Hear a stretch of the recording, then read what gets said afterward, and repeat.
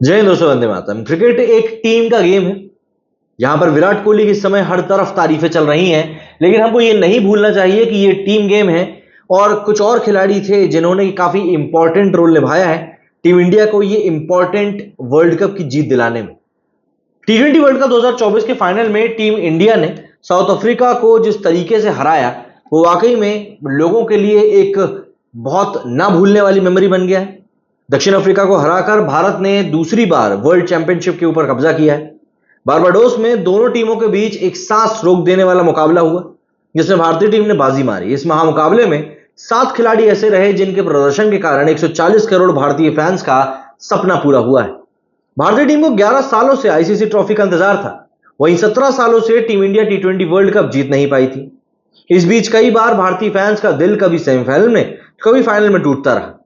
एक लंबे इंतजार के बाद में अब जाकर भारतीय फैंस का सपना पूरा हुआ है और इसे पूरा करने में भारत के 7 खिलाड़ियों ने बहुत बड़ा और इंपॉर्टेंट रोल निभाया है। उन्होंने T20 वर्ल्ड कप 2024 के फाइनल मुकाबले में अपनी पूरी जी जान लगा दी और भारत को चैंपियन बनाकर हीरो बना दिया। फाइनल मुकाबले में जिस तरीके से टीम इंडिया ने खेला, समझ में आया कि कैसे जब भेड़ियों का झुंड साथ में आकर शिकार करता है तब कैसे वो बड़े से बड़े शेर और बड़े से बड़े बाघ को भी नहीं छोड़ता है। दरअसल विराट कोहली ने चैंपियन बनते ही सबसे पहले T20 इंटरनेशनल से रिटायरमेंट का ऐलान किया और इसीलिए वो हमारे सबसे पहले हीरो भी हैं। सालों से भारत की जीत की उम्मीद बने कोहली ने अपनी विदाई से पहले एक बार टीम इंडिया के लिए कभी ना भूलने वाली पारी खेल दी। भारत जब भी बड़े मुकाबले में फंसा है, विराट ने हमेशा उसे बाहर निकाला है और टीम को जीत दिलाई है। बारबाडोस के महामुकाबले में भी साउथ अफ्रीका ने पावर प्ले में 3 झटके देकर बड़ी चोट पहुंचा दी थी। एक पल के लिए टीम इंडिया का ट्रॉफी जीतने का सपना थोड़ा धुंधला होता हुआ दिखाई दे रहा था। तभी विराट एक बार फिर उम्मीद की किरण बनकर उभरे। पूरे टूर्नामेंट में फेल रहे कोहली ने पहले टीम को शुरुआती झटकों से उबारा और फिर आखिर में 23 रन बटोरकर भारत के लिए एक अच्छा स्कोर खड़ा कर दिया। उन्होंने 59 बॉल्स पर 128 के स्ट्राइक रेट के साथ में शानदार 76 रन की पारी खेली।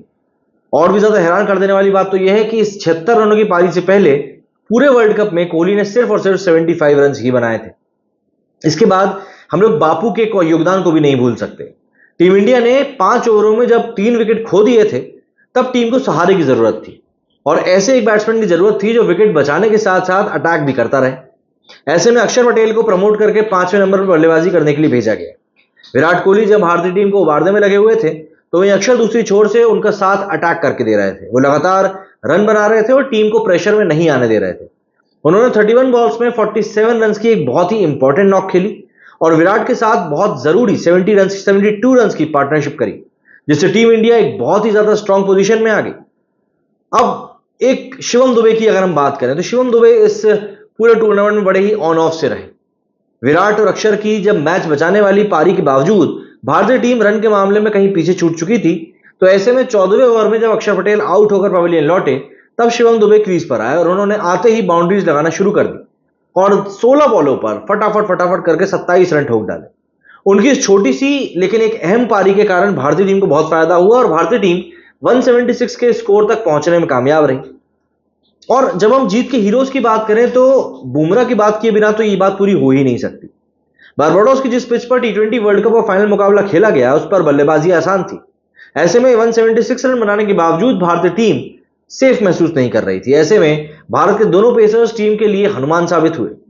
बुमराह ने दूसरे ही ओवर में साउथ अफ्रीका को पहला झटका दे दिया, वहीं अर्शदीप सिंह ने तीसरे ओवर में कप्तान एडन मार्करम को पवेलियन भेज दिया। इन 2 विकेटों ने सभी खिलाड़ियों में जोश भी भर दिया था। दोनों बॉलर्स ने पावर प्ले में कसी हुई गेंदबाजी करी और इसके बावजूद हेनरिक क्लासेन और क्विंटन डिकॉक की पारी से साउथ अफ्रीका ने मैच पर कब्जा कर लिया था।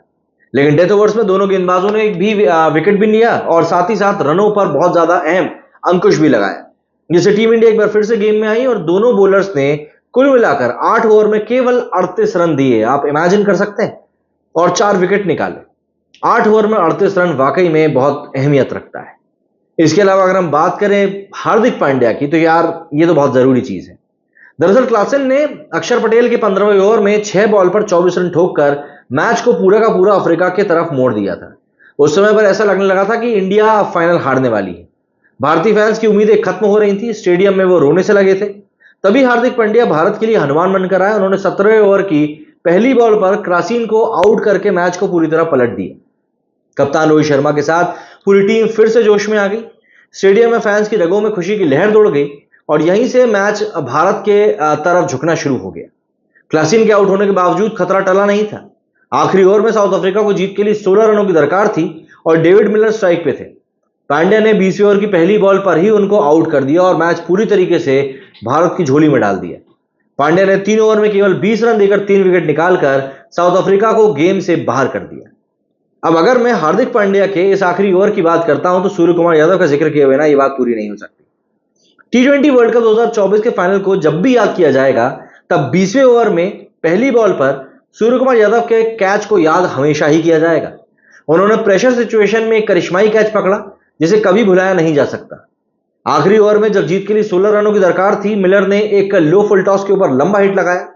गेंद ऑलमोस्ट बाउंड्री के बाहर निकलने वाली थी, लेकिन सूर्य कुमार यादव ने अपने आप को शांत रखा और बाउंड्री पर एक बहुत ही टफ कैच पकड़कर, मतलब उसको जिस तरीके से उन्होंने बैलेंस किया, हवा में उछाला, फिर अपने आप को कंट्रोल कर वापस ग्राउंड में लाकर दोबारा उसको पकड़ा, इस कैच ने वाकई में पूरी तरीके से इस मैच का रुख ही पलट के रख दिया और भारत की झोली में दूसरा विश्व कप डाल दिया। भारत की जीत इन सब ने मिलकर लिखी है और इसीलिए इस समय भारत इन सब के सामने नतमस्तक है। क्या कहना चाहेंगे आप लोग भारत की जीत के बारे में? कमेंट करके जरूर बताइएगा। मेरे इस वीडियो फिलहाल उतना ही। जय हिंद, जय भारत।